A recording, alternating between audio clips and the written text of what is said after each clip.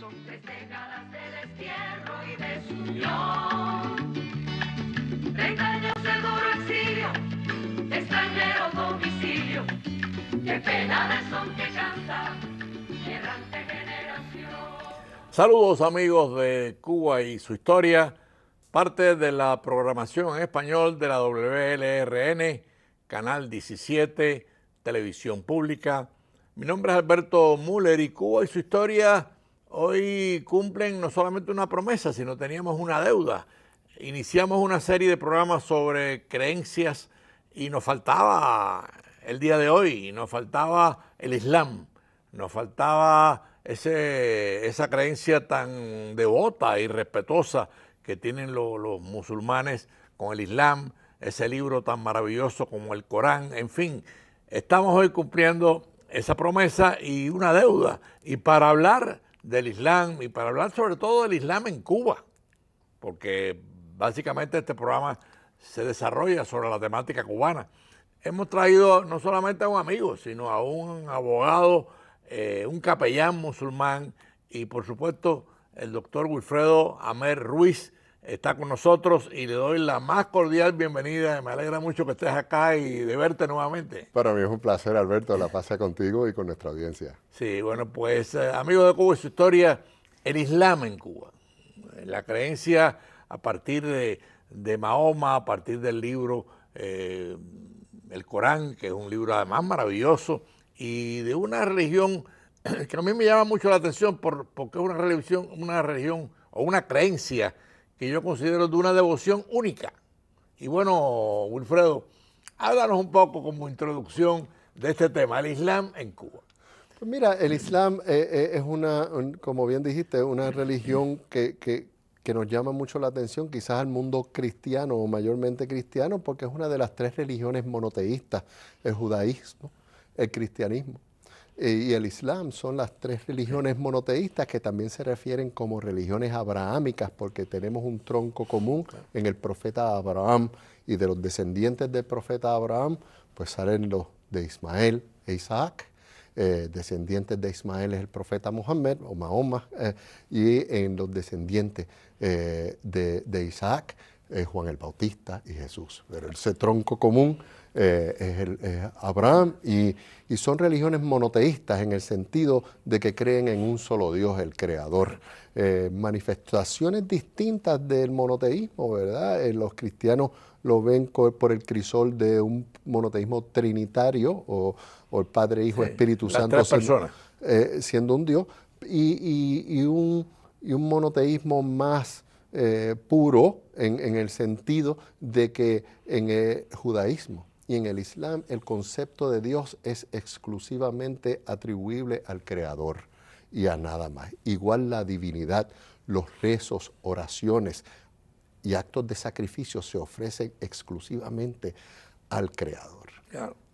Y qué curioso, ¿no? Que en Cuba el Islam llega, bueno, inclusive recientemente el presidente de Turquía dio otra versión, pero bueno, la versión tradicional es que con Colón vienen los primeros musulmanes a Cuba y por supuesto traen la religión, traen su creencia. Después apareció una declaración del presidente de Turquía diciendo que los maometanos habían traído el Islam en el siglo XII, pero bueno, es una versión y me parece posible, no hay por qué rechazarla, ¿no?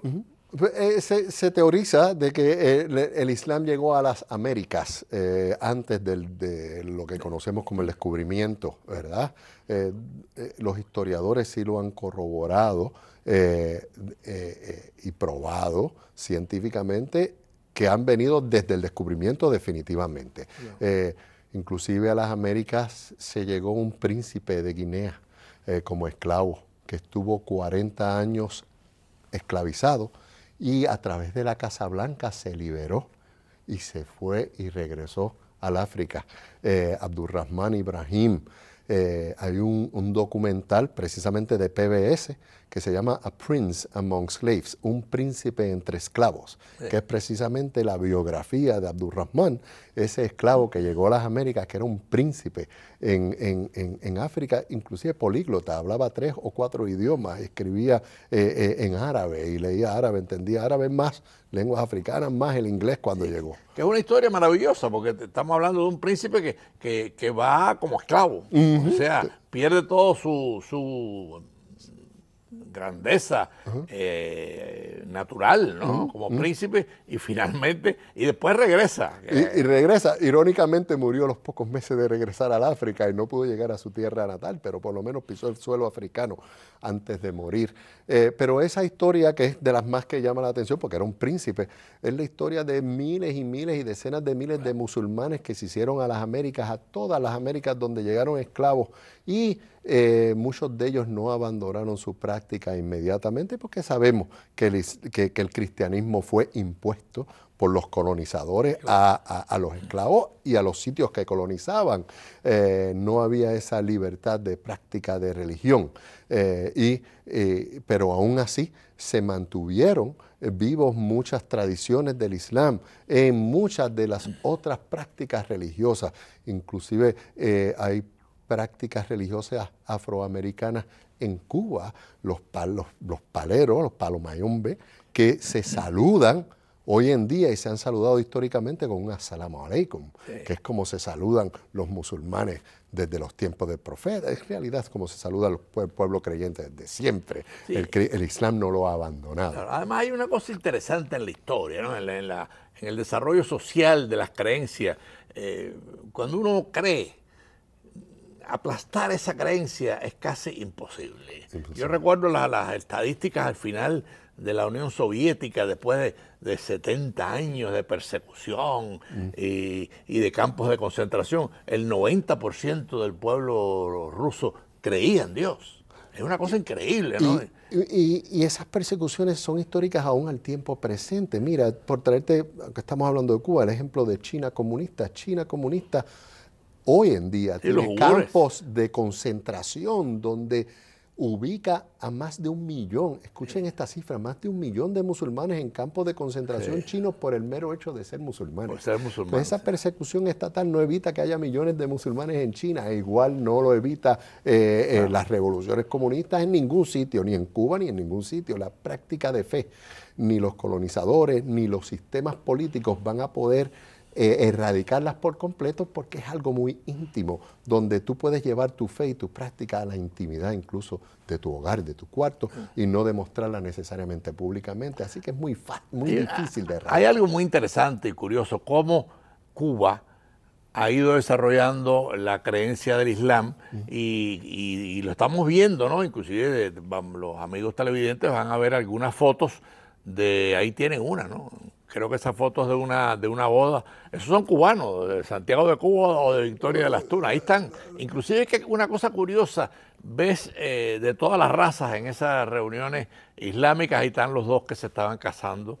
Y ahí en esa foto precisamente vemos que están en una facilidad, que es una mezquita que está construida con ese propósito, porque al lado de los novios vemos un área que es el área de hacer las abluciones, donde la gente se sienta, hay unos grifos de agua, donde antes de cada oración se lavan, o se llaman abluciones, en árabe vudú, lo que nos dice que están en un edificio que fue construido o arreglado como una mezquita, que no están improvisando en algún lugar donde no tienen las facilidades típicas de un centro islámico. Eso se replica, Alberto, para mi sorpresa también, en los últimos años, hasta un total de más de al menos 7 centros islámicos en Cuba, que para ser una religión donde una minoría la practica, donde no hay necesariamente un espacio para la libre práctica de religión, para que llegue literatura islámica al pueblo, para que vayan educadores necesariamente ahí a llevar una educación más formal del Islam. Aún así vemos que se hace ese espacio, el Islam. Estamos viendo otra foto de una mezquita, de los muchachos jóvenes y mujeres y hombres en la parte de atrás. O sea que es fascinante ver cómo, a pesar de que Cuba es un país autoritario y totalitario, ¿no? Que inclusive no le da mucho margen de libertad a las religiones. Es fascinante ver cómo los musulmanes han sido capaces de sembrar el Islam en una isla tan golpeada y tan maltratada por un sistema autoritario, ¿no? Y lograr esa cohesión que vemos en estas fotos de atraer razas distintas, Sí. de atraer generaciones distintas. Vemos niños, vemos gente mayor, vemos gente de 20, 30 años, vemos gente casándose, jóvenes. Lo que nos dice que hay un movimiento, que el Islam en Cuba en realidad se le puede escribir la cualificación de que es un movimiento islámico, porque no vemos que está aislado en uno o dos centros, sino desde Las Tunas, en La Habana, en Santiago, y vemos un Islam proliferando en toda la isla. Y es de suponer que en la medida de que, y lo estamos viendo y lo decimos con mucha tristeza, como el Estado cubano es fallido, o sea, un Estado que no es capaz de dar bienestar, que no es capaz de producir, que además no es capaz de permitir la opinión ajena. En medio de esa situación tan adversa, vemos el crecimiento del Islam.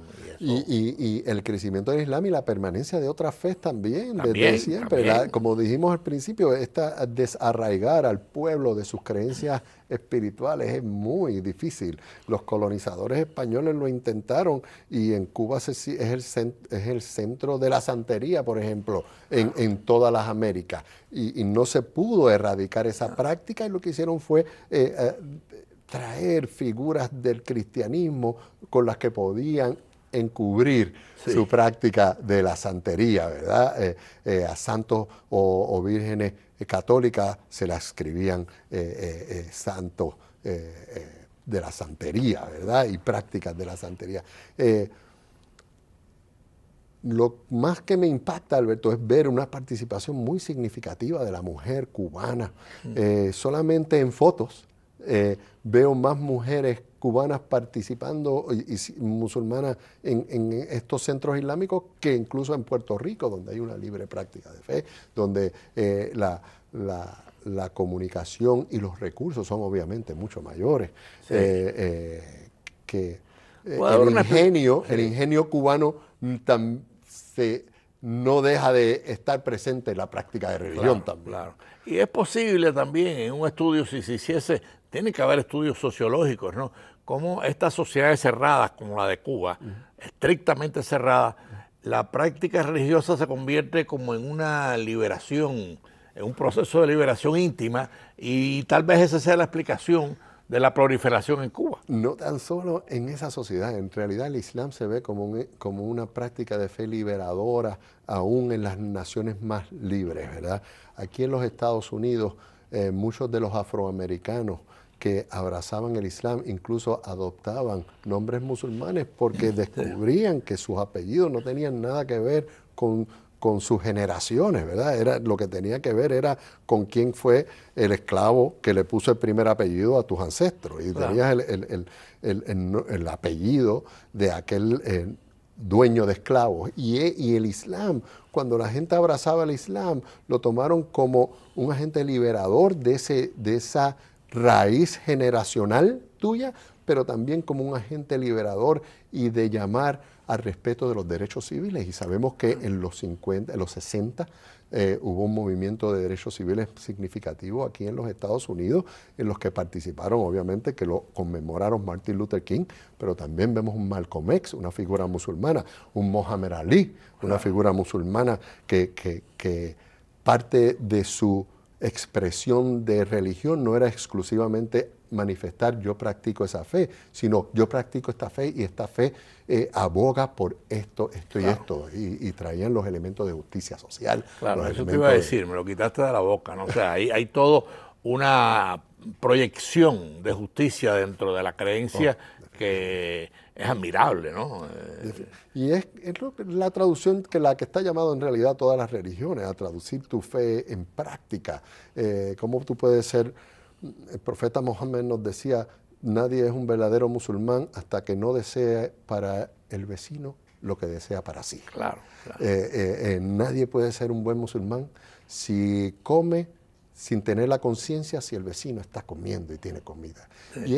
Y esos toques de justicia social presentes en los que incluso te desacredita como musulmán si no atiende la justicia, sí. Es impresionante y es parte de la esencia del Islam, ¿verdad? Claro, sí, eso también lo vemos, amigos de Cuba y su historia. Para los que han sintonizado tarde, estamos tratando hoy en esa serie que iniciamos hace meses sobre creencias, el Islam en Cuba, y ahí viene la particularidad, ¿no? Y para eso tenemos con nosotros al abogado y islamista, o sea, experto, además director del Consejo de Relaciones Islámicas Norteamericanas en la Florida. O sea, estamos hablando de una persona que preparada y de una persona que domina el tema del Islam. Claro, el programa básicamente es el Islam en Cuba, que ya lo veníamos tratando, o sea, cómo el Islam ha ido creciendo en Cuba. Yo quería aportar algo que para mí es apasionante y muy particular, o sea, me fortalece mi devoción. Yo vengo de una tradición cristiana, soy cristiano. Sin embargo, cuando yo veo la devoción del Islam por María, la madre de Jesús, me quedo atónito. Me fortalece mi creencia y por supuesto me acerca al Islam, ¿no? Y te valida tu propia fe. Y valida mi propia fe. Cuando yo inclusive le decía a Wilfredo, que somos amigos hace años, yo en mi mesa de noche tengo un Corán. Y ustedes dirán, pero bueno, tú eres cristiano. Sí, pero es que el Corán menciona más a María que los propios evangelios. Eso es así. Hay un capítulo que se llama la Sura de María, claro, la Sura Mariam. Y son fascinantes, además históricos. Sí, y nos narra la anunciación del ángel Gabriel a María, nos narra el nacimiento de Jesús, los primeros milagros de Jesús con María, su madre, los nombres de Jesús, ¿verdad? Uno de los nombres de Jesús es Isa ibn Mariam, Jesús el hijo de María. Sí, también claro. Se menciona otro nombre de Jesús, el Mesías. Otro nombre de Jesús es la palabra de Dios. Otro nombre de Jesús en el Corán, el Espíritu de Dios. Ahí está en una mezquita en Cuba, las mujeres y los hombres enfrente, ¿no? Eso es así. Así es la manera tradicional y como vimos desde una mezquita que resaltamos que estaba preparada como una mezquita con lugar de abluciones, con su alfombra de rezo, y ahí vemos musulmanes rezando en algún sitio más improvisado. Vemos que está en construcción o en un sitio que no es necesario una mezquita, sino que está en proceso de convertirse en mezquita. Y eso lo que nos da es un reflejo, una foto de los diferentes estados en los que está la fe, ¿verdad? Desde los que ya están establecidos y otros que se siguen hoy día estableciendo. Estos son fotos bien contemporáneas, les digo, de los últimos 2 o 3 años, que están en las redes sociales, ¿verdad? Y así es que nos hemos mantenido en algún tipo de comunicación, en algún tipo de estar alerta de qué es lo que pasa en Cuba y los musulmanes, qué hacen, cuántas mezquitas tienen. ¿Hacia dónde van? ¿Hacia dónde van? ¿Está creciendo? ¿Están siendo perseguidos? ¿Cuánto es el estigma que tiene el Islam en Cuba? Tantas áreas que son fascinantes. Sería fascinante en realidad poder tocar y sentir y estar de hombro con ellos, claro, que obviamente es muy difícil en estos tiempos hacer. Pero es realmente admirable porque sabemos que con las condiciones que están en Cuba y en realidad en el resto de América Latina también no son condiciones favorables para el establecimiento de religiones donde no hay un orden de, por ejemplo, un papado, cardenales, obispos, claro, no es una iglesia institucionalizada.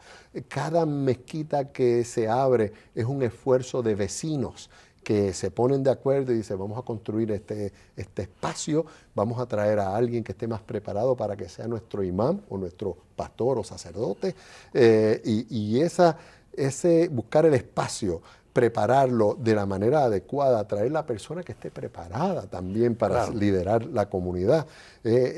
Yo te aseguro que es una labor titánica contra viento y marea. Me imagino, porque cuando uno comienza practicidad como esta, ¿no? En todas las religiones es lo mismo, pero bueno, la iniciación es siempre más dura, porque no tienes las condiciones, no tienes los edificios. Y no tiene la institución detrás que también viene, claro. mira, que hay $500,000 pesos para que empiece. No, eso no existe. Eso No existe. O sea, es todo por fe, ¿eh? Sí. Es una creencia íntima que tú proyectas y empieza a sumarse personas, como estamos viendo ahí, por ejemplo. Mira, ahí deben estar, me imagino yo, una de dos situaciones.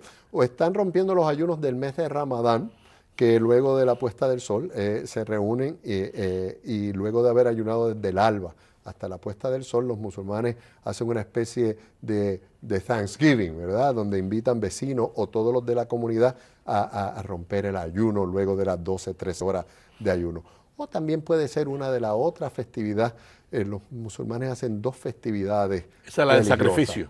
La fiesta del sacrificio, que conmemora la apertura de Abraham a seguir las órdenes de Dios y sacrificar a su hijo, y Dios en su misericordia lo sustituyó por un cordero. Pues en el día de esa celebración los musulmanes típicamente sacrifican algún cordero o algún chivo y le dan parte a los pobres, consumen la otra parte y es uno de los votos de fe y celebraciones más importantes, sino las más importantes entre esa de la fiesta del sacrificio y otra que se hace al culminar en los 29 días de ayuno de Ramadán, que se parece a las celebraciones cristianas de la Navidad en el sentido que es típico que se haga intercambio de regalos, claro, que se visiten los familiares, que haya una conexión más íntima con el centro religioso de tu Sí, la importancia de la cena no es